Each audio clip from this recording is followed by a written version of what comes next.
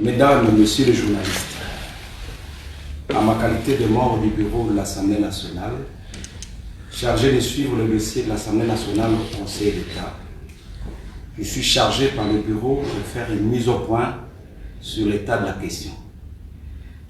En effet, depuis le début de notre législature, l'institution Parlement, spécialement la Chambre basse, fait l'objet d'attaques de tous ordres. Vous avez observé avec nous, tout au début, des militants avec Gourdin, d'autres à moto,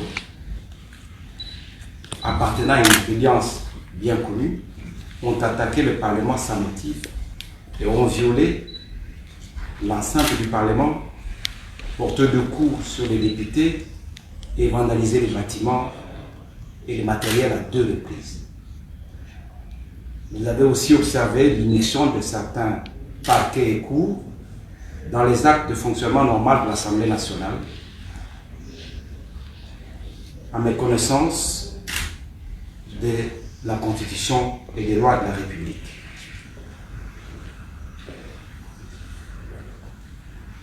Cette immixtion s'est traduite notamment par des poursuites et arrestations en violation de la Constitution et du règlement intérieur de l'Assemblée nationale.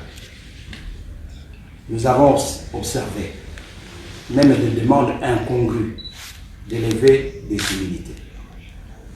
Aujourd'hui, le Conseil d'État vient de démontrer à l'opinion qu'au-delà d'être une juridiction administrative, dans les cas d'espèce, elle est aussi une juridiction politique. Telle est.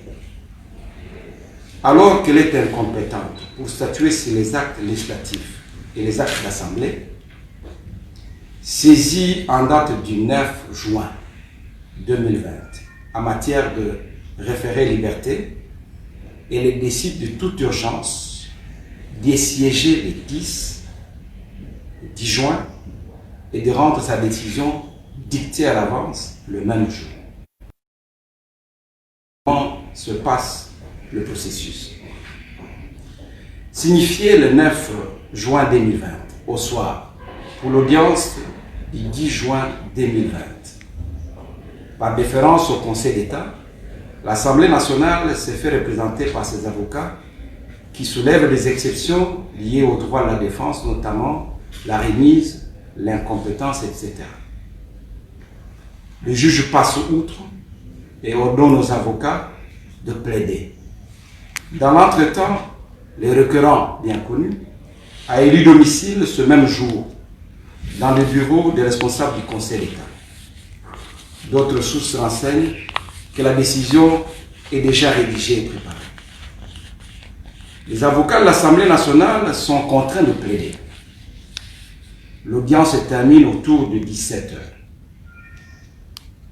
De commun accord, les juges demandent aux avocats de déposer leur nombre de plaidoiries le 11, c'est-à-dire aujourd'hui, avant 12 heures, pour décision à intervenir.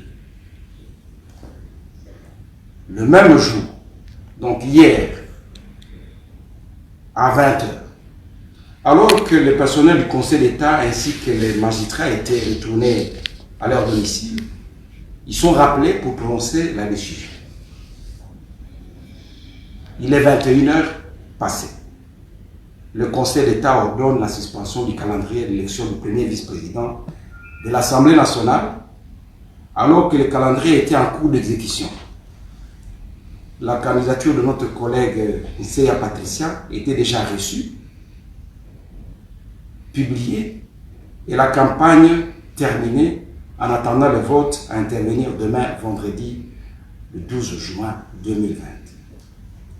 Je voudrais préciser ici que le Conseil d'État est incompétent pour statuer sur les actes d'Assemblée, même si par déférence à celui-ci, l'Assemblée nationale a bien voulu répondre.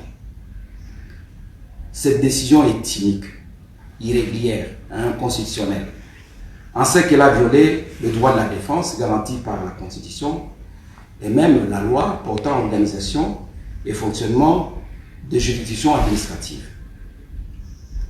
Cette décision enfreint le principe sacro-saint de la séparation des pouvoirs en ce qu'elle est une interférence dans le fonctionnement de l'institution Parlement. L'Assemblée nationale fera appel de cette décision et elle précise qu'elle continuera à exécuter son agenda de l'élection du premier vice-président de l'Assemblée nationale sans égard à cette décision. L'Assemblée nationale précise qu'elle continue à fonctionner conformément à la Constitution et à son règlement intérieur et demande aux autres institutions de la République de ne travailler que dans le strict respect des attributions et compétences leur dévolues par la Constitution et les lois de la République, et c'est dans le strict respect de la séparation des pouvoirs.